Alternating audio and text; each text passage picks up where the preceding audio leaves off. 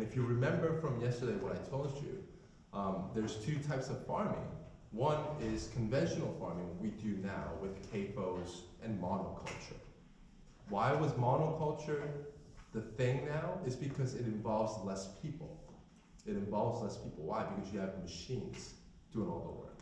But organic farming is different. You can't do that. Why? It's because in a given plot, you're not just growing one type. You're growing many, many types. And they complement each other. So you grow one type of crop and another type of crop together, and they call it companion cropping. The reason why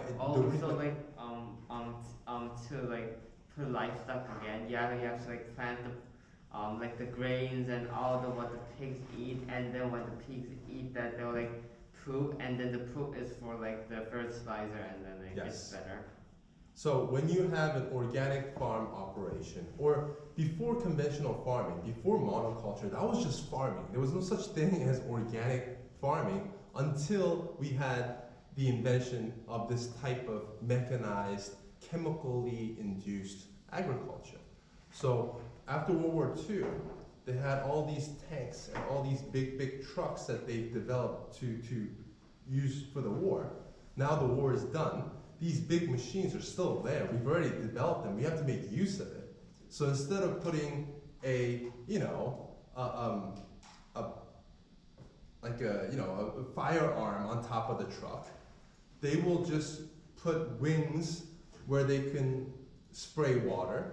They will put wings to it so they can collect the harvest and put it into their truck. But it's the same mechanism because it's a big machinery.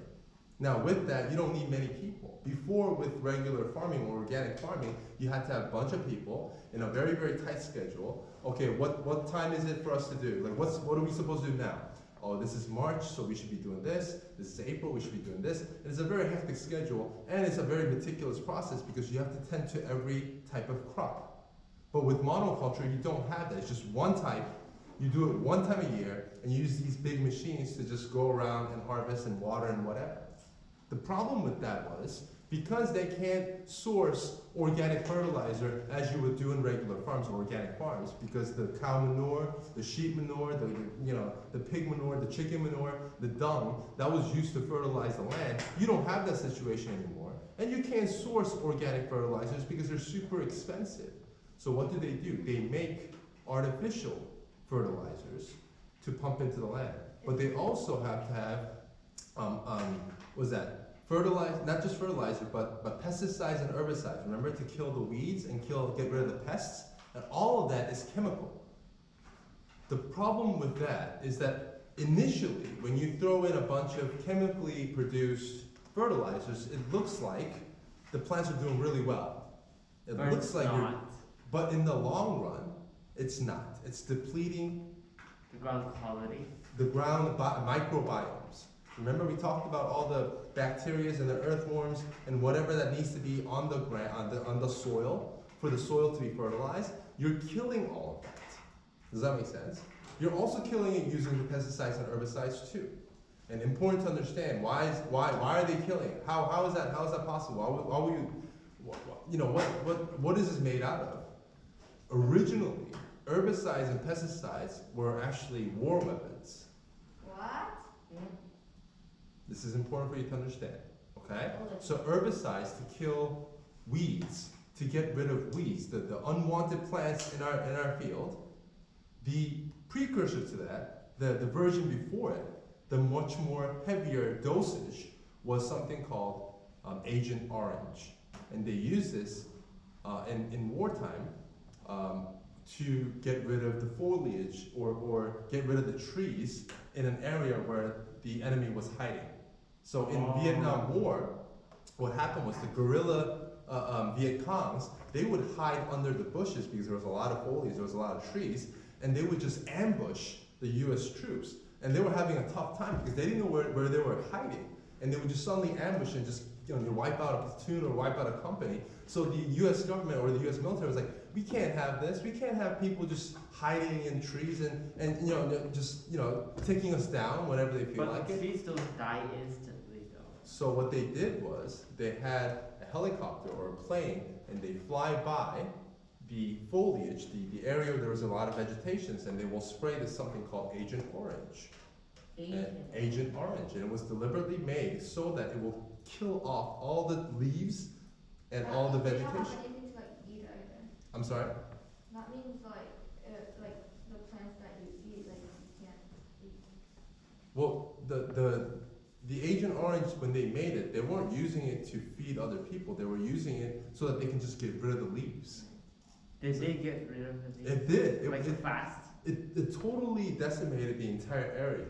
And it took out all the leaves, took out everything. It killed the trees, killed the plants, killed everything, and the people inside it. And Vietnam, even to this day, are suffering from the aftermath of Agent Orange. And we even have Korean veterans who served the military, who fought in the Vietnam War, suffering from after effects of Agent Orange. And a lighter dosage of that later became something called DDT.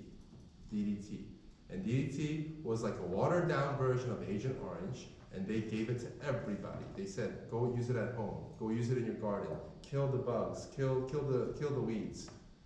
And the government promoted it and sponsored it, and even had posters saying DDT is good for me. But in 1970, the EPA, Environmental Protection Agency, said, yeah, you can't use this because this is a carcinogen. So it's going to cause cancer, don't use it, stop using it, and they banned it. But until then, everybody was using it. So from that, we know that using these chemicals is not a good idea for the soil. Also, it kills the microbiomes that live inside the soil. So initially, maybe the first or second year, you think you're getting good harvest because, oh, it's so leafy and so green with all the chemical fertilizers, this is awesome, and we got rid of all the weeds and the pesticide and the pests, so we got better harvest, so we can sell it into the market, that's better, hooray. But you do that for iterations and iterations, you're slowly but surely killing the soil. And now that's being degraded, and now that becomes desertified. So not a good idea. Holistic approach is saying, yeah, we want to take care of the soil as well. We want to take care of the plants, the livestock that are living around that. And it has to be including everything.